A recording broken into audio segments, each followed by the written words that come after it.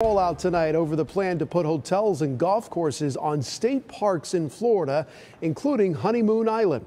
Governor Ron DeSantis, who first signed the executive order to put that plan into motion last week, pulled the plug on it after all the public backlash against it. Well, now today we're finding out that the state official who blew the whistle on that plan was fired. Capitol reporter Forrest Saunders tonight with what state lawmakers are now calling for. Well, just when you thought all those state park stories were over, we've got a new twist for you. A Department of Environmental Protection employee is now out of a job after allegedly leaking information about that controversial plan, and state lawmakers are now saying they want more information about how it all happened, even threatening to go to the courts if necessary.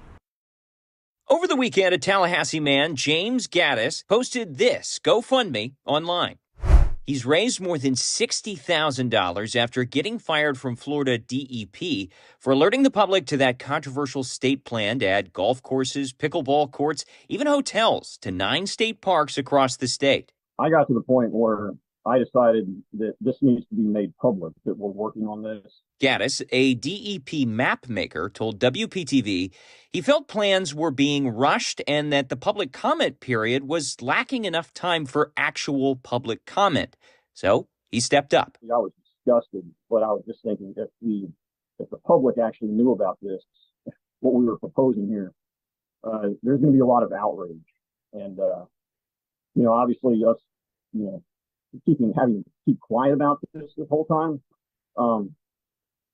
it just like something's got to give here. A source with DEP confirmed Gaddis's termination, providing his dismissal letter, which said Gaddis, quote, intentionally released unauthorized and inaccurate information to the public and cited 4 violations: conduct unbecoming a public employee, violation of law or department rules, and negligence. So this was something that was leaked. It was not approved by me. I never saw that. Governor Ron DeSantis distanced himself from the park plan last week and said it'll now head back to the drawing board until at least next year after bipartisan criticism. Here's the thing. I'd rather not spend any money on this, right? I mean, if people don't want improvements, then don't do it. But that wasn't enough for 2 Florida lawmakers. Rep. Eskamani and Rep. Angie Nixon have sent a letter to DEP and the governor's office pushing for more information. The intention of our letter is to get clarity on who is involved, how did this happen, why was it moving so quickly, and what can we do in the legislature to prevent it from happening again?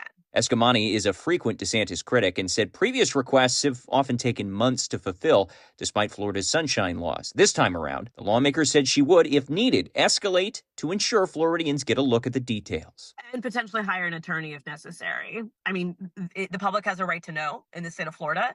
And if the state's going to drag their feet on this, then we will absolutely do what we need to do to get those records. And again, it's not just about accountability.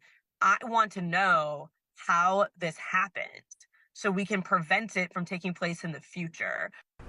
And Eskamani says she's already thinking about potential bills for the next legislative session, which begins in March. She'd like to see the park planning process slowed down a bit, more research done for water and wildlife impacts, and more transparency from the get-go.